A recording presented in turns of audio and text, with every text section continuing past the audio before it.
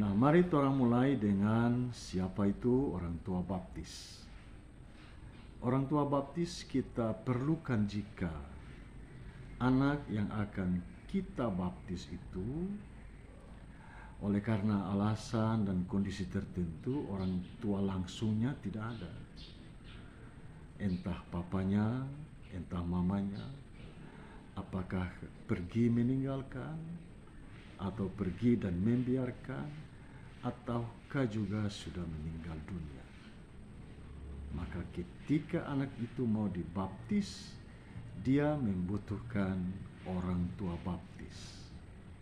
Bisa DP nenek, bisa DP tete kalau ada, atau DP papa ade dan mama ade jika ada.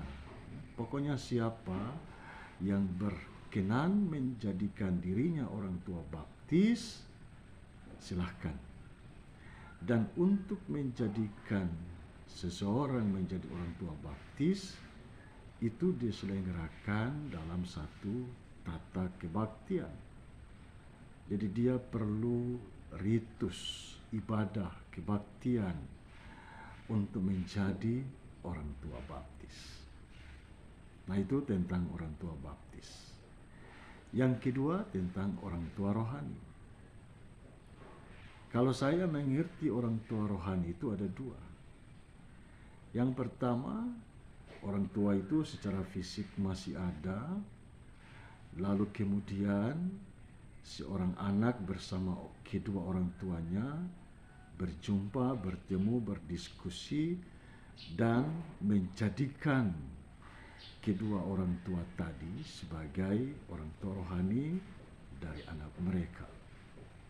Dan ini tidak perlu kebaktian, ini tidak perlu ritus. Ini adalah urusan personal atau urusan antara satu keluarga dengan keluarga yang lain dalam rangka menjadikan orang tua rohani dari seorang anak. Itu pengertian yang pertama tentang orang tua rohani. Oh, secara fisik mereka masih ada. Tapi pengertian yang kedua, orang tua rohani itu bisa saja secara fisik dia sudah tidak ada.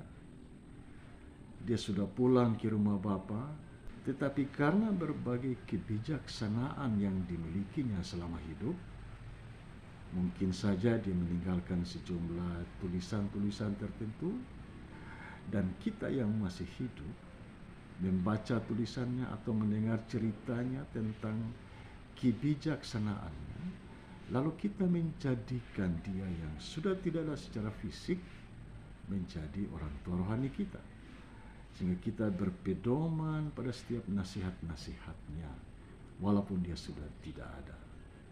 Nah, ini tidak perlu juga ritual, tidak perlu kebaktian. Secara personal kita bisa menjadikan siapa saja yang kita anggap bisa menjadi orang tua rohani kita. Apakah secara fisik masih ada, karena dia yang nanti membimbing rohani kita, jiwa kita, tapi juga secara fisik dia sudah tidak ada. Dia membimbing kita dalam rohnya, dan kita menjadikan dia sebagai orang tua rohani kita.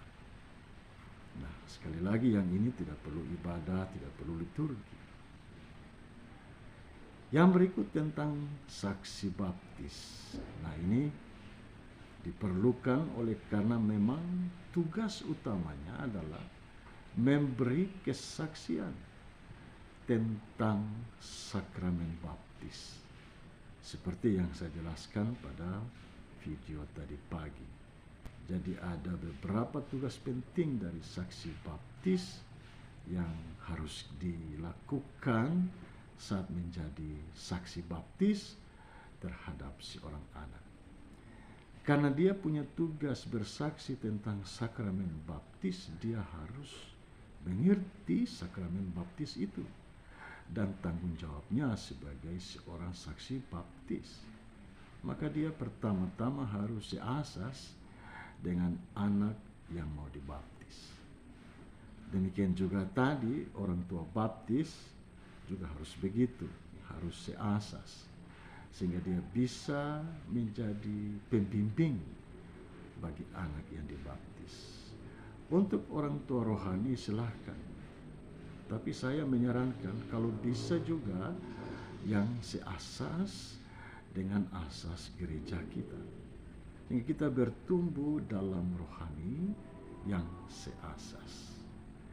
Nah, demikian beberapa catatan penting tentang perbedaan saksi baptis, orang tua baptis, dan orang tua rohani.